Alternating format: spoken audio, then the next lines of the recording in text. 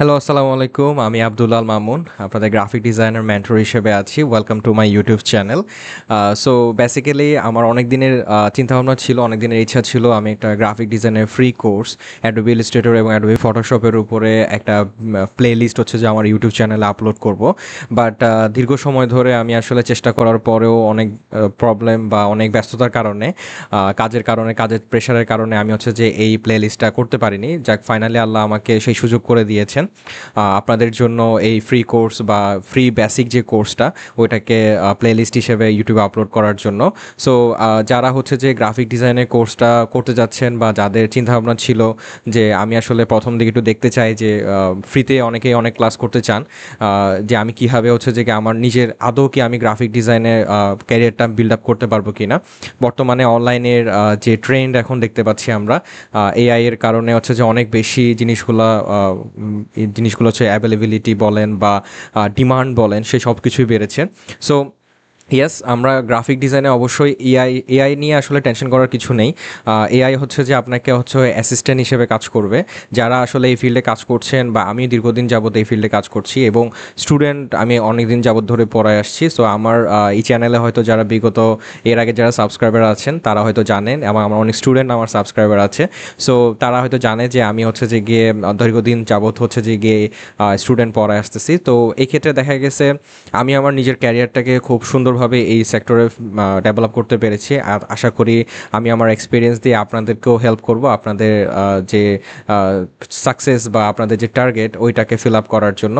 So আমার এই প্লেলিস্টের প্রথম যে ক্লাসটা সেটা হচ্ছে আমাদের অ্যাডোবি ইলাস্ট্রেটর নিয়ে। সো আমরা জানি যে গ্রাফিক ডিজাইনে কাজ করতে হলে আমাদের হচ্ছে যে দুটো সফটওয়্যারের প্রয়োজন হয়। একটা হচ্ছে অ্যাডোবি ইলাস্ট্রেটর, একটা হচ্ছে Adobe Photoshop. So Adobe Illustrator এবং অ্যাডোবি ফটোশপের ক্ষেত্রে আমরা হচ্ছে যে গিয়ে দুটো সফটওয়্যার আমাদের প্রয়োজন হয়। যারা দুটো সফটওয়্যার ইনস্টল করতে পারেননি তারা দুটো সফটওয়্যার ইনস্টল করে নেবেন, এবং অনেক ফ্রি রিসোর্স এখন বর্তমানে অ্যাভেলেবেল আছে। আপনি চাইলে বিভিন্ন ধরনের ওয়েবসাইট থেকে বা ফ্রি ওয়েবসাইট যেগুলো আছে সেই ফ্রি ওয়েবসাইট থেকে হচ্ছে যে আপনি অ্যাডোবি ইলাস্ট্রেটর এবং অ্যাডোবি ফটোশপ হচ্ছে যে ডাউনলোড করে নিতে পারবেন। এরপরে যদি কারো কোনো প্রবলেম হয়ে থাকে তাহলে আমাকে কমেন্টে জানাতে পারেন, আমি চেষ্টা করবো আপনাদেরকে লিঙ্ক শেয়ার করে দেওয়ার জন্য কোথা থেকে আপনি ডাউনলোড করতে পারেন সফটওয়্যারগুলো। ওকে, সো আমাদের আজকের ক্লাসের যে টপিক ইলাস্ট্রেটরের ফার্স্ট ক্লাস, ক্লাস 1। এই ক্লাস 1-এ হচ্ছে যে আমরা এন্টার করব। শুরুর দিকে যখন আপনি ইলাস্ট্রেটরে হচ্ছে যে সফটওয়্যারটা ওপেন করবেন তখন আপনার যে ইন্টারফেসটা দেখবেন। সো আমরা স্ক্রিনে চলে যাচ্ছি। ওকে, সো প্রথম দিকে যখন আপনি হচ্ছে যে গিয়ে অ্যাডোবি ইলাস্ট্রেটরটা ইনস্টল করবেন, আমি বর্তমানে এখন ইউজ করছি অ্যাডোবি ইলাস্ট্রেটর 2023 সিসি 2023। কেন 2023 ইউজ করছি, এখনও কেন 25 বা 24 বা 25-এর দিকে যায়নি। চাইলে আপনি 25 ডাউনলোড করতে পারেন, ইনস্টল করতে পারেন। বর্তমানে এখন একটা সমস্যা দেখা দিচ্ছে যে আমরা দেখা গেছে আপনি ক্র্যাক ডাউনলোড করলে অনেক ধরনের প্রবলেম ফেস করতে হয়, ডাটা অফ করে রাখতে হয়, অনেক ধরনের ইস্যু দেখা দিচ্ছে। বাট 2021, 22, 23 এগুলা হচ্ছে যে সিমিলার, এবং 23 থেকে শুরু করে 24 এবং 25-এ খুব একটা বেশি ডিফারেন্স আমরা দেখি না। কিছু এক্সটার্নাল ফিচার ডেভেলপ করা হয়েছে যেটা কিনা যারা মোস্ট অ্যাডভান্সলি কাজ করে থাকে তাদের জন্য।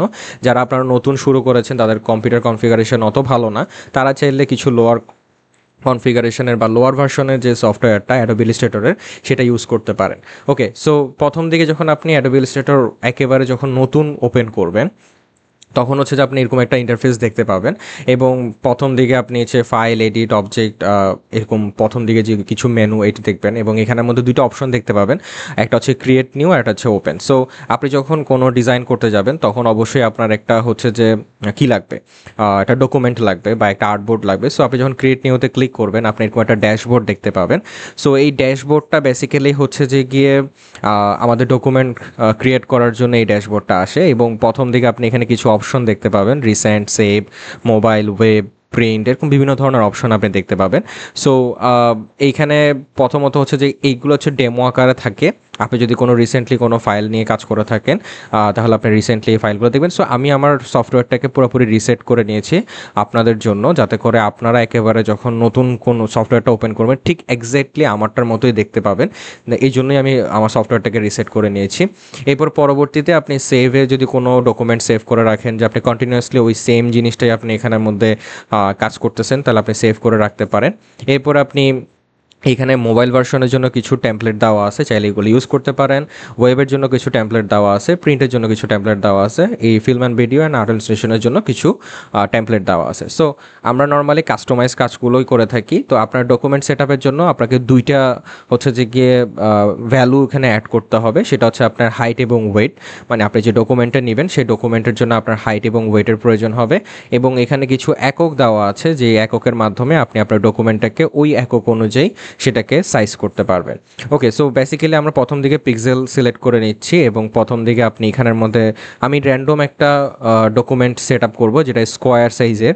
সো এখানে যখন আপনি দুইটা ভ্যালু সেম দিবেন, 1080 1080 দুটোটা, মানে আপনার যদি দুইটা মানে হাইট এবং ওয়েট যদি সেম থাকে তাহলে এটা অটোমেটিকলি স্কোয়ার হবে, এবং সেটা কিন্তু পোর্ট্রেট মোড বা পাশে যে ওরিয়েন্টেশনের যে বাটনটা এই পোর্ট্রেট মোডে শো করবে।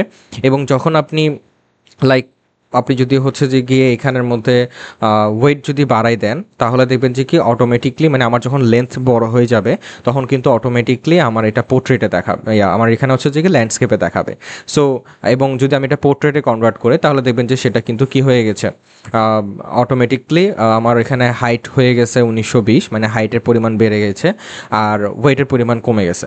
সো এর মাধ্যমে আপনি চাইলে কি করতে পারবেন, ওরিয়েন্টেশনটাকে ফিক্স করতে পারবেন আপনার নিজের মতো করে। আপনার ডকুমেন্ট যেরকম দরকার হবে বা আপনি যে ধরনের ডিজাইন করতে যাচ্ছেন সেই ধরনের ডকুমেন্ট আপনি চাইলে সেট আপ করতে পারবেন। এরপরে হচ্ছে যে গিয়ে আপনার যেটা করতে হবে সেটা হচ্ছে যে আপনার এখানে মধ্যে আপনি চাইলে আর্টবোর্ড সিলেক্ট করতে পারেন। দ্যাট মিনস আমরা যখন ডকুমেন্টটা বানাচ্ছি এই ডকুমেন্টটা আপনি যদি আর্টবোর্ড একটা দেন তাহলে একটা ডকুমেন্টের ভিতরে একটা আর্টবোর্ড বা একটা ফ্রেম হচ্ছে যে গিয়ে এখানে অ্যাড হবে। আর যদি আপনি এখানের মধ্যে 2টা 3টা 4টা 5টা 12টা এরকম করে অনেকগুলো আর্টবোর্ড দিতে পারবেন, এটা হয়তো আমাদের বিভিন্ন ধরনের প্রজেক্ট করার ক্ষেত্রে কাজে লাগবে। আমরা যখন ক্যালেন্ডার ডিজাইন বা ক্যারোসেল ডিজাইন এই টাইপসের ডিজাইনগুলো করে থাকি তখন হচ্ছে যে আমাদের এই আর্টবোর্ডগুলোর প্রয়োজন হয়ে থাকে। ওকে, সো আমি ফার্স্টের দিকে একটা আর্টবোর্ডে নিচ্ছি। এই ব্লিডের পোর্শনটা বেসিক্যালি আমাদের প্রিন্ট আইটেমের জন্য প্রয়োজন হয়ে থাকে। যখন আমরা প্রিন্ট রিলেটেড জিনিসগুলো নিয়ে কথাবার্তা বলবো তখন আমরা এই ব্লিড নিয়ে আলোচনা করব। এরপর আপনি অ্যাডভান্স অপশনে গেলে কিছু অপশন দেখতে পারবেন। তার মধ্যে থেকে প্রথমে যে মুডটা আছে সেই মুডটাকে বেসিক্যালি কালার মুড বলা হয়ে থাকে। এখানে আপনি দুইটা কালার মোড পাবেন, একটা ডিজিটাল কন্টেন্টের জন্য RGB কালার মোড, আর একটা হচ্ছে যে প্রিন্ট মিডিয়া কন্টেন্টের জন্য CMYK কালার মোড। সো আপনি চাইলে RGB কালার মোড এটাকে কনভার্ট করে নিতে পারেন। দেন হচ্ছে যে আপনি এখানে রেজুলেশন পাবেন তিনটা, হাই, মিডিয়াম অ্যান্ড স্ক্রিন। আপনি চাইলে এটাকে সবসময় হাইতে রাখতে পারেন। যদি আপনার মনে হয় যে না আপনার ফাইল সাইজটা একটু ছোট করে রাখা দরকার তাহলে সেক্ষেত্রে আপনি চাইলে কি করতে পারেন, এটাকে স্ক্রিন রেজুলেশনে রাখতে পারেন। এরপরে এতটুকুতে রেখে আপনি যদি ক্রিয়েটে ক্লিক করেন তাহলে দেখবেন যে কি অটোমেটিকলি আপনার এখানের মধ্যে একটা ডকুমেন্ট ক্রিয়েট হয়ে গেছে। এবং শুরুর দিকে আপনার এই ইন্টারফেসটা দেখতে কিছুটা এরকম দেখতে লাগবে। যারা একটু হচ্ছে যে ডার্ক পছন্দ করেন তারা চাইলে হচ্ছে যে ফাইলে বা এডিটে গিয়ে প্রেফারেন্সে গিয়ে জেনারেলে যাবেন। দেন এখানে গিয়ে আপনার হচ্ছে যে ইন্টারফেস নামে একটা অপশন আছে, ইউজার ইন্টারফেস। এখানে ক্লিক করে যদি আপনি এখানে এই প্রথম পোর্শনটাতে ক্লিক করেন তাহলে অটোমেটিকলি আপনার এখানে একটু ডার্ক হয়ে যাবে। সো আমি একটু ডার্ক পছন্দ করি তাই এটাকে ডার্ক করে নিলাম।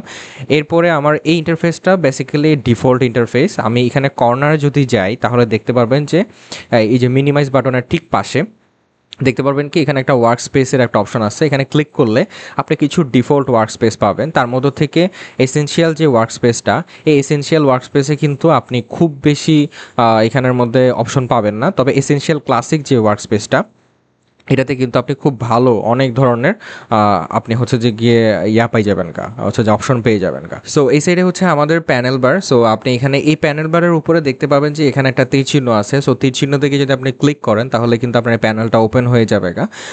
আমি সাধারণত ওয়ার্ক স্পেসটাকে একটু বিশাল রাখার জন্যই বেসিক্যালি এটা অফ করে রাখি। আপনি চাইলে এটা অফ করে রাখতে পারেন। এবং এই প্যানেল বারে যে আপনার বাটনগুলো আছে এই বাটনগুলো কিন্তু আপনি চাইলে এটা কাস্টমাইজলি এটাকে ধরে হচ্ছে যে নাড়াচাড়া করে বা ড্র্যাগ অ্যান্ড ড্রপ করে কিন্তু এটাকে সেট আপ করতে পারবেন। এবং এই সাইডে যে আমার বাম পাশে যে আমাদের টুলসটা আছে বা টুলস বারটা আছে এটাও চাইলে আপনি এভাবে ছোট বড় করতে পারেন। তবে একটু বড় করে রাখলে আপনি এখানে সব ধরনের টুলসগুলোকে পুরো ক্লিয়ারলি দেখতে পারবেন। সো এই টুলবার এবং প্যানেল বারের ক্ষেত্রে টুলবার কিন্তু আমার এখানের মধ্যে হচ্ছে যে কি এটাকে চেঞ্জ করা যায় না। এটাকে আপনি চাইলে হচ্ছে রিপোজিশনিং করতে পারেন, মানে একটার জায়গায় আরেকটা বা এইভাবে করে গ্রুপ করে রাখতে পারেন। বাট এটাকে আপনি নড়াচড়া করতে পারবেন না, এটা পুরো প্যানেলটা একসাথে নড়াচড়া করে। বাট এই প্যানেল বারটাকে আপনি চাইলে আপনার নিজের মতো করে এটাকে নড়াচড়া করতে পারবেন। সো প্রথম দিকে আমাদের এই যে এখানে প্রথম যে টুলটা আছে সেটাকে বেসিক্যালি আমরা বলে থাকি সিলেকশন টুল। এই সিলেকশন টুলের মাধ্যমে আমি যখন কোনো একটা শেপ টুলের মাধ্যমে কোনো আপনি এখান থেকে বিভিন্ন ধরনের শেপ নিতে পারবেন। আমি যখন কোনো একটা শেপ নিব, লাইক আমি এখানে একটা শেপ নিলাম, তো এই শেপটাকে ধরেন আমি কোনো একটা কালার প্যালেটের মাধ্যমে কালার করলাম, এই শেপটাকে আমি যদি নড়াচড়া করতে চাই তাহলে আমার এই সিলেকশন টুলে আমি ক্লিক করতে হবে। ক্লিক করার পরে দেন হচ্ছে যে আমি যে এই শেপটাকে সিলেক্ট করে আমি চাইলে কি করতে পারবো, এই জিনিসটাকে নাড়াচাড়া করতে পারবো।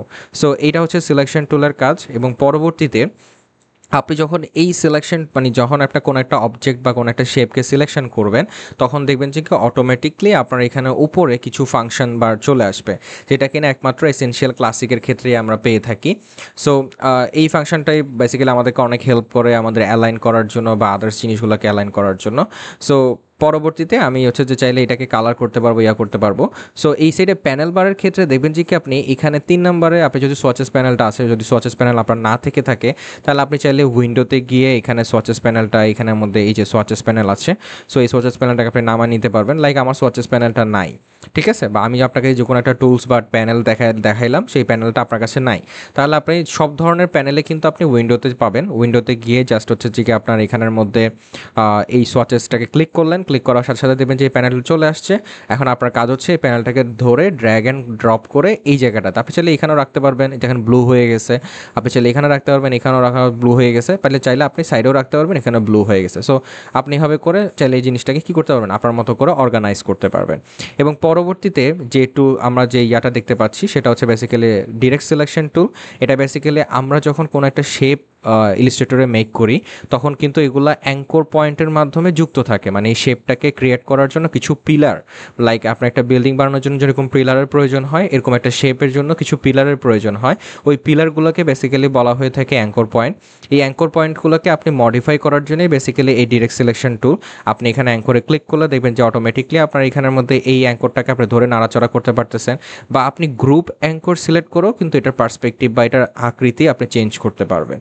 সো এর পরবর্তী যে টুলসটা আছে সেটা হচ্ছে আমাদের বেসিক্যালি ম্যাজিক ওয়ান টুল। এটার মাধ্যমে আপনি আপনার ডকুমেন্টে থাকা একাধিক কালারকে একসাথে সিলেকশন করতে পারবেন। লাইক আপনি এখানের মধ্যে আমি অনেকগুলো শেপকে কপি করলাম, সো বেসিক্যালি এই যে কপিটা করলাম, এই কপিটা আমি আসলে কীভাবে করেছি। সো কপি আসলে ইলাস্ট্রেটরে অনেকভাবে করা যায়। আপনি চাইলে হচ্ছে যে গিয়ে Ctrl+C Ctrl+V দিয়ে কপি করতে পারেন, অথবা আপনি অল্ট চেপে ধরে, যখন আমি অল্ট চাপবো তখন আমি এখানের মধ্যে ফার্স্টের দিকে এই শেপটাকে সিলেক্ট করলাম, তো আমি এখানে অল্ট ক্লিক করলাম। অল্ট ক্লিক করার পর সাথে দেখবেন যে আমার কার্সরটা ডাবল হয়ে গেছে। সো কার্সর ডাবল হয়ে যাওয়া মানে কি, আমি এটাকে কপি করতে পারবো। সো আমি জাস্ট এখানে আমাদের জাস্ট জাস্ট এটাকে কার্সরটাকে জাস্ট অল্ট চাপা অবস্থায় কিন্তু আমি এটাকে জাস্ট এখানে লেফট ক্লিক করে আমি জিনিসটা যদি ড্র্যাগ করে ধরে আনি তাহলে অটোমেটিকলি এটা কপি হয়ে যাবে গা, অথবা Ctrl+C Ctrl+V দিলেও এটা কপি হবে, তবে Ctrl+C Ctrl+V হচ্ছে যে কোনো জায়গায় কপি হয়। আর Ctrl+C+F দিয়ে আপনি চাইলে আরেকবার কপি করতে পারবেন। সো এই হচ্ছে যে কপি করার সিস্টেম। তো লাইক আপনি এরকম অনেকগুলো কালার, লাইক আমি এখানের মধ্যে সোয়াচেস প্যানেল থেকে ডিফারেন্ট কালার দিয়ে নিচ্ছি, তারপর আমার লাল কালার থাকুক সমস্যা নেই। সো লাল কালার এখানে অনেকগুলো আছে, সো আমি যখন ম্যাজিক ওয়ান টুল দিয়ে শুধু লাল কালারটা সিলেক্ট করবো দেখবেন যে অটোমেটিকলি সে কী করে নিছে, এই প্যানেলে থাকা বা এই ডকুমেন্টে থাকা লাল কালারগুলোকে কিন্তু কী করে নিয়েছে, সিলেক্ট করে নিয়েছে। সো বেসিক্যালি আমার এই ম্যাজিক ওয়ান টুলটা এইভাবে কাজ করে। এবং পরবর্তীতে এরকম প্রত্যেকটা টুলে কিন্তু বিভিন্ন ধরনের কাজ করে থাকে, আমরা বিভিন্ন পারপাজে এই টুলগুলোকে ব্যবহার করে থাকি। সো আমরা যখন স্টেপ বাই স্টেপ ক্লাসের দিকে আগাবো তখন আপনারা এটা সম্বন্ধে জানতে পারবেন।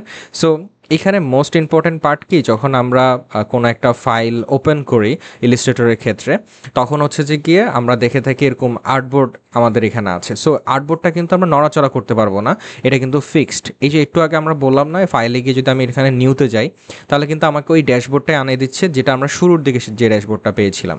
সো আমি একটু আগে বলেছিলাম যে আমি যখন একটা আর্টবোর্ড এখানে 2 দিব বা 3 দিব, লাইক আমি 4 দিলাম, 4 দিয়ে আমি যদি এখানে ক্রিয়েটে ক্লিক করি তাহলে দেখবেন যে আমার এখানে 4টা আর্টবোর্ড ক্রিয়েট হয়ে গেছে। সো আমি চাইলে এই আর্টবোর্ডগুলোর পজিশনিং কিন্তু রিপোজিশনিং করতে পারবো। কীভাবে করতে পারবো, এখানে দেখবেন যে কি আমি বাম দিকে যদি চলে যাই এখানে আর্টবোর্ড টুল নামে একটা টুল আছে, এই আর্টবোর্ড টুলটা যদি আমি সিলেক্ট করি তাহলে আমার এই আর্টবোর্ডটাকে আমি চাইলে পজিশনিং করতে পারবো।